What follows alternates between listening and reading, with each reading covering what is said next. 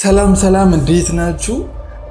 አሜሪካ እንዲሁም እስራኤል እና ኢራን እያደረጉ ያሉት ጦርነት ሀገራችን ላይ የነዳጅ ዋጋ ላይ፣ የሪል ስቴት ዋጋ ላይ፣ የተለያዩ የወርቅ ዋጋ ላይ እንዲሁም የመኪና ዋጋ ላይ በከፍተኛ ሁኔታ ያለፉትን 2 ወራት እንዲሁም አሁን የምንገኝበትን ግንቦት ወር ላይ በከፍተኛ ሁኔታ ዋጋ እንዲጨምር እያደረገ እንደሆነ ተመልክተናል።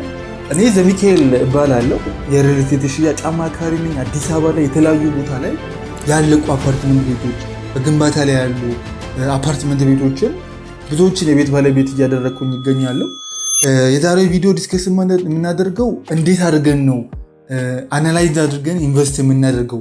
ብዙ ሪል ስቴቶች እኔ ከ10 በላይ ሪል ስቴቶች ጋር አብሬ እየሰራሁ እገኛለሁና ዋጋ ያለፈውን 1 ወር ሁሉም ሪል ስቴት በሚባል ደረጃ 10,000 ብርም 15,000 ብርም በአንድ ካሬ ላይ ዋጋ እየጨመሩ ነበረ።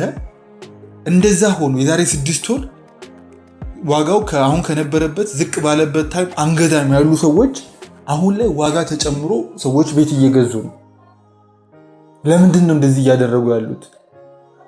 ገንዘብ የመግዛት አቅሙ እየወደቀ ነው ያለው ማለት ነው። 2007 ላይ አሜሪካ ላይ የአሜሪካ ኢኮኖሚ ክራይሲስ ውስጥ ገብቶ ነበርና ተመሳሳይ ሁኔታ ነው እኛ ሀገርም የተፈጠረ ያለው። የዛ ሰዓት የነበሩ ባለሀብቶች ድሃ የሆኑ ሰዎች እንዲፈጠሩ አድርገዋል። ድሃ የነበሩ ወይም ደግሞ መካከለኛ ደረጃ ላይ ያሉ ሰዎች ደግሞ የበለጠ ሀብታም እንዲሆኑ አድርጓል። ሀብታም የነበሩ ደግሞ በጣም ሀብታም እንዲሆኑ አድርጓቸው ነበረ። ያ የ2007 የአሜሪካ ክራይሲስ ማለት ነው፣ በተለይ ሪል ስቴት ላይ ማለት ነው። በተመሳሳይ ሁኔታ እኛ ሀገርም በዚህ ሰዓት ገንዘብ ያላቸው ሰዎች ገንዘባቸውን እጥፍ ለማድረግ እየሞከሩ ነው ያሉት። የተለያዩ ኢንቨስትመንት ላይ እየገቡ ነው ያሉት። ገንዘባቸውን ካሻቸውን የሆነ ሪል ስቴት ላይ በተለይ ግንባታቸው 90% የደረሱ 95% የደረሱ ሪል ስቴቶች ላይ ብዙ ሰዎች ኢንቨስት እያደረጉ ነው ያሉት። ያ ገንዘባቸውን የሚያስቀምጡበት ትልቅ የሆነ ተቋም ሆኗል ሪል ስቴት ማለት ነው። ላይክ እንደ አሜሪካው ማለት ነው። እና አሁን ላይ ክራይሲስ ከመፈጠሩ በፊት ብዙ ሰዎች ኢንቨስት እያደረጉ ነው የሚገኙት። 2 አይነት የቤት የክፍያ አከፋፈል ሁኔታ አለ። ፕራይስ ስካሌሽን ያላቸው ፊክስድ የሆኑ ፕራይሶች አሉ። ነዳጅ ጨመረ አልጨመረ ካምፓኒው በራሱ አቅም የሚገነባ ካምፓኒ ከሆነ ፊክስድ ፕራይስ ነው። ነገር ግን ነዳጅ የሚጨምር ከሆነ የብረት ማቴሪያል የሚጨምር ከሆነ ደግሞ ፕራይስ ስካሌሽን ይባላል። ዋጋ እናንተ ላይ ይጨመርባቸዋል ማለት ነው። ምን ማለት ነው? ለምሳሌ አግሪመንት ስትፈራረሙ ባለ 3 መኝታ በ12 ሚሊዮን ብር ብላችሁ ከተፈራረማችሁ አሁን ላይ 3 ሚሊዮን ብር ወይ 20% ወይ 30% የምትከፍሉ ከሆነ 12 ሚሊዮን ብር ብላችሁ ገዝታችሁ ከ2 ዓመት በኋላ ያ ቤት 16 ሚሊዮን 18 ሚሊዮን ብር ሊገባ ይችላል። ያ የሚፈጠረው አግሪመንታችሁን በደንብ ስታነቡ የነዳጅ ዋጋ የሚጨምር ከሆነ የብረት ዋጋ የሚጨምር ከሆነ ዋጋ እንጨምራለን። ስለዚህ 12 ሚሊዮን ብር አይደለም ያንን ቤት እየገዛችሁ ያላችሁት፣ በ16 ሚሊዮን ብር ሊሆን ይችላል፣ በ20 ሚሊዮን ብር ሊሆን ይችላል። እንዳትሸወዱ። እንደዛ እናንተ እንደፈለጋችሁት ኦፕሽን ነው የሚሆነው ማለት ነው።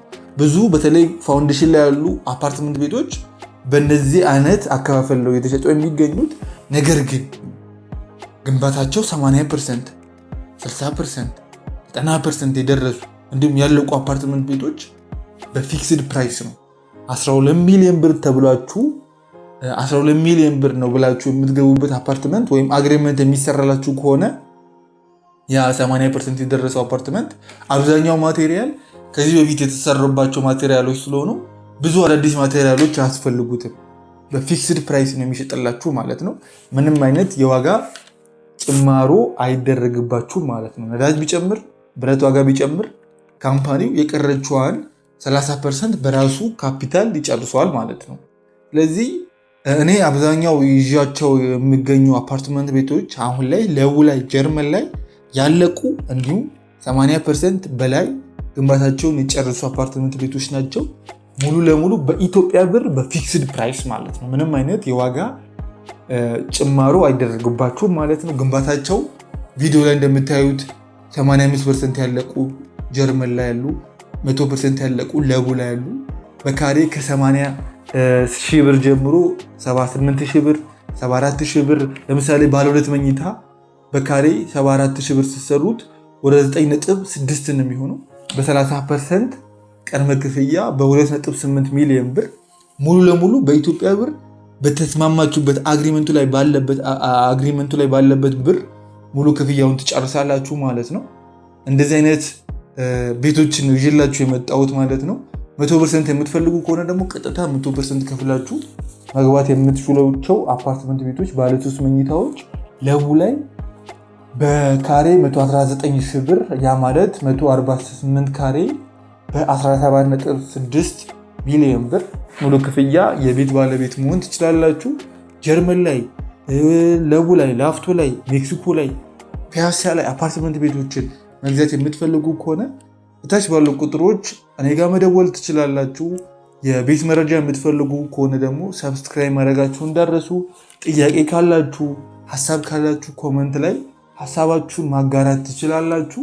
በተለይ አሁን ሪል ስቴት ላይ ኢንቨስት ማድረግ ያለባችሁ ታይም ነው ብዬ አስባለሁ። እኔ አንድ ደንበኛ የባለፈው ሳምንት እንደነገርኳችሁ ሰኞ ዋጋ ሊቀየር ቅዳሜ መታ በመወሰኗ 1.2 ሚሊዮን ብር አትርፋለች። የዛው ቀን ደግሞ የቀጠርኳቸው ዳያስፖራ ደንበኞች የነበሩ መተው አይተውት ወደውት፣ ነገር ግን ሌላ ቦታ በደንብ እናያለን በማለት ጥለውኝ ከሄዱ በኋላ ከአንድ ሳምንት በኋላ ደውለውልኝ ቤቱን ወደነዋል መተን መክፈል እንፈልጋለን ሲሉኝ ዋጋ ተቀይሯል። የዛ ቀን የነበረው ዋጋ አሁን ባለው ዋጋ አይደለም የተሸጠ ያለው። የዛ ቀን የገዙ ሰዎች የዛ ቀን ገዝታችሁ ቢሆን በፊክስድ ፕራይስ ነው የሚሆነው። አሁንም በፊክስድ ፕራይስ ነው፣ ነገር ግን ዋጋ ቼንጅ አለው ብያቸው አሁን በነገርኳቸው በአዲሱ ዋጋ ሊገዙ እየተስማሙ ይገኛሉ ማለት ነው። የግንቦት ወር የቤት መረጃ በጣም ወሳኝ ይመስለኛል። ቀጣይ ሰኔ ላይ የግንቦት ወርን የቤት ዳሰሳ አደርግላችኋለሁ። እንደነገርኳችሁ ጀርመን ላይ ለቡ ላይ ግንባታቸው ከ80% በላይ ያለቁ ቤቶችን መግዛት የምትፈልጉ ከሆነ እዛች ባሉ ቁጥሮች ደውሉልኝ። አብራችሁኝ ስለነበራችሁ አመሰግናለሁ። መልካም ቆይታ